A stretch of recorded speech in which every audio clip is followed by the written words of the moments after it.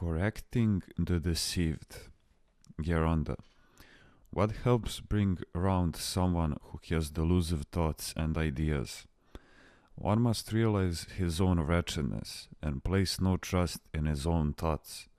He must confess all his thoughts to a spiritual father on a regular basis and follow his guidance. He must seek the mercy of God continuously in order to have divine grace restored to him. In other words, he must humble himself so as to come to his senses and be saved.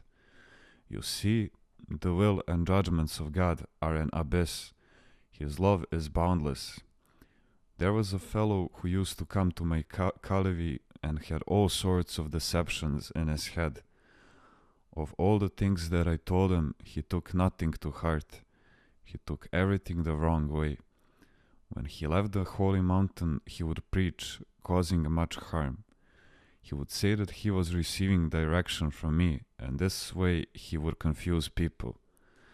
He would even use some books I had given him as a blessing to prove that he was receiving directions from me. Once when he was saying various things, the grace of God abandoned him entirely, and he started cursing both Christ and Panagia very badly, at which point the people got up and left him. Later the authorities picked him up and took him to the psychiatric ward. You can see for yourselves the extent of the love of God.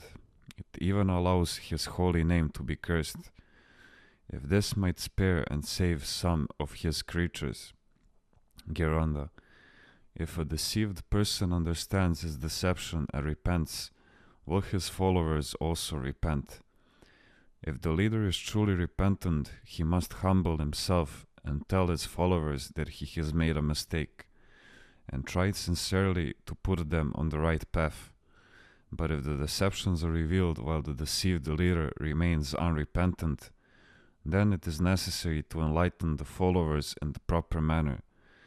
Since some deceived people reach the point of being active within the church, there is a danger if their followers learn suddenly that all they were taught was a deception, that they may be scandalized to the point of turning their back on the church.